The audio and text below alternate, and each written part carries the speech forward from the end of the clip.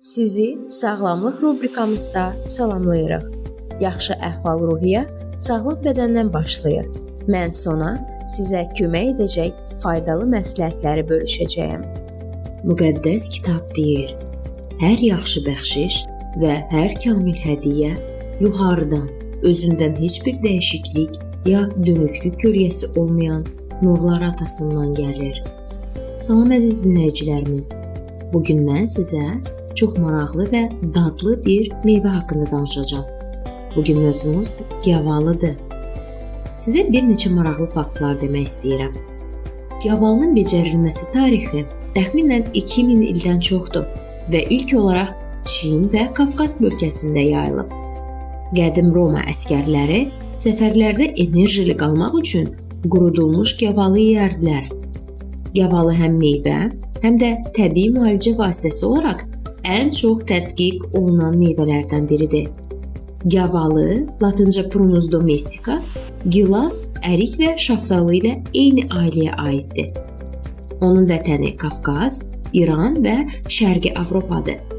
Müxtəlif rənglərdə bənövşəyi, sarı, yaşıl və qırmızı olur. Qurudulmuş formada ərik qurusu olaraq daha da faydalıdır. İndi isə gəlin mən sizə gavalının bir neçə müsbət və mənfi xüsusiyyətlərindən deyim. Birinci müsbət xüsusiyyəti, o qəbzliyin qarşısını alır. Tərkibində bol miqdarda lif və təbii sorbitol var. İkinci, o antioksidant baxımından zəngindir. Orqanizmdə sərbəst radikallarla mübarizə aparır. 3. Sümük sağlamlığını gücləndirir. Xüsusilə qadınlarda osteoporoza qarşı faydalıdır. 4. O ürək-damar sistemini qoruyur. Xolesterini aşağı salmaqda kömək eləyir. 5. Qan şəkərini tənzimləyə bilər. Təbii şəkər tərkibi sabit enerji təmin edir. Və sonuncu, o immuniteti gücləndirir. A, C, K vitaminləri və kaliumla zəngindir. Amma bununla yanaşı bir neçə mənfi xüsusiyyətləri də var, onlara da baxmalıyıq.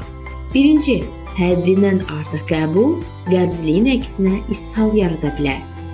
İkinci, həssas mədəsi olanlarda qaz və köpə səbəb ola bilər. 3.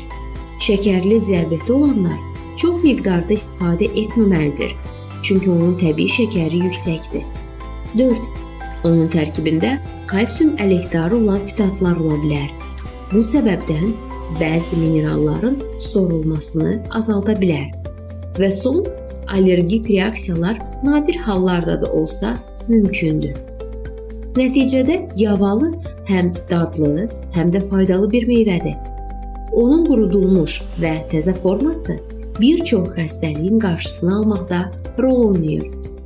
Lakin hər zaman olduğu kimi balanslı şəkildə istifadə olunmalıdır. Təbii qidalanmaq istəyənlər üçün gavalı gündəlik rasionda sağlamlıq dostudur. Bu gözəl meyvəni tanıyın, dadın və faydasını hiss edin. Növbəti podkastımızda görüşənədək sağ olun, sağlam qalın.